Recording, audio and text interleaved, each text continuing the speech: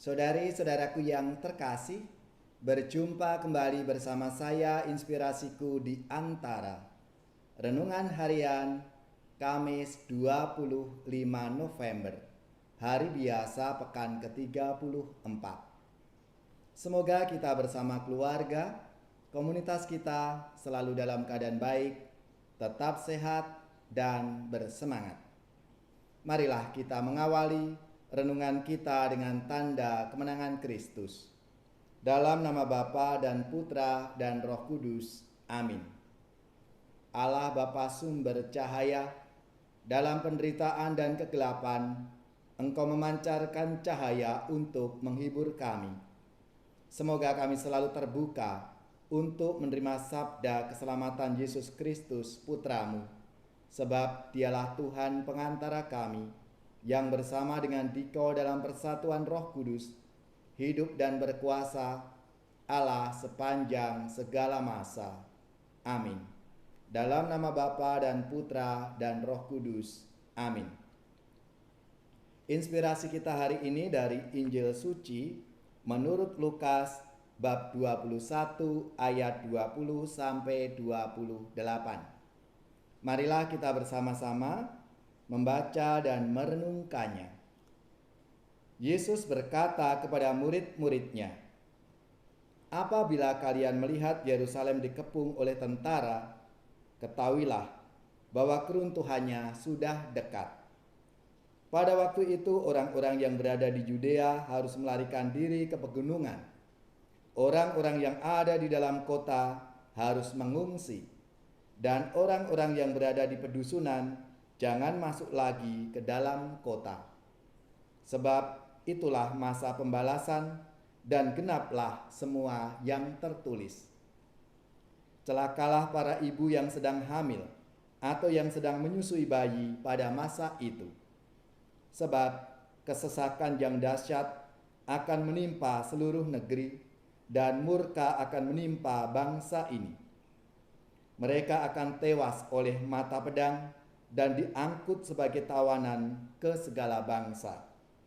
Yerusalem akan diinjak-injak oleh bangsa-bangsa yang tidak mengenal Allah, sampai genaplah zaman bangsa-bangsa itu.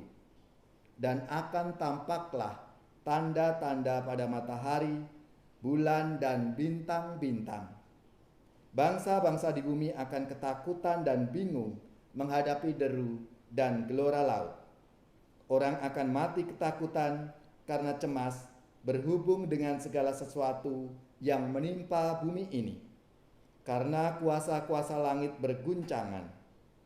Pada waktu itu, orang akan melihat Anak Manusia datang dalam awan-awan dengan segala kekuasaan dan kemuliaannya. Apabila semuanya itu terjadi, bangkitlah dan angkatlah mukamu, sebab penyelamatanmu sudah dekat. Demikianlah sabda Tuhan. Terpujilah Kristus.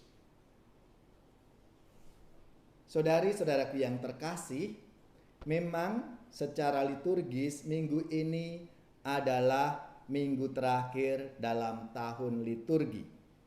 Secara biblis, bacaan juga bicara mengenai akhir zaman dan adanya peristiwa-peristiwa yang mengejutkan sebagai gambaran akhir zaman itu. Tetapi di atas semuanya itu, Anak Manusia tampak di atas awan-awan dan menegaskan bahwa penebusan sudah dekat dan keselamatan bagi semua orang yang percaya. Harus dikatakan bahwa pada akhir zaman orang beriman merasakan nilai-nilai iman dan kebaikan yang selalu dihidupi dari waktu ke waktu. Saudara-saudariku yang terkasih, ada yang bisa terjadi secara tragis, tetapi orang yang hidup di dalam iman dan kebaikan akan hidup dan mengalami keselamatan dari Tuhan itu. Karena itu, hiduplah selalu dalam iman, yaitu hati yang terarah kepada Tuhan dan menuruti apa yang menjadi kehendak-Nya. Tuhan menghendaki setiap orang ada dalam kemuliaan-Nya.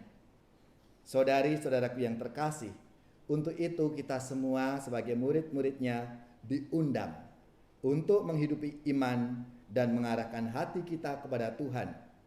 Ajaran dan perbuatan Yesus menuntun kita kepada keselamatan. Oleh karena itu, marilah kita menyongsongnya dengan sukacita, entah kapan dan dimanapun. Orang beriman selalu menyandarkan hidupnya kepada Tuhan.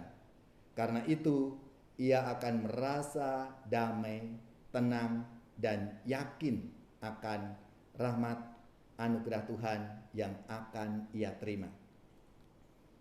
Saudara-saudariku yang terkasih, marilah kita bersama-sama mohon rahmat-Nya supaya kita tetap teguh di dalam iman kita.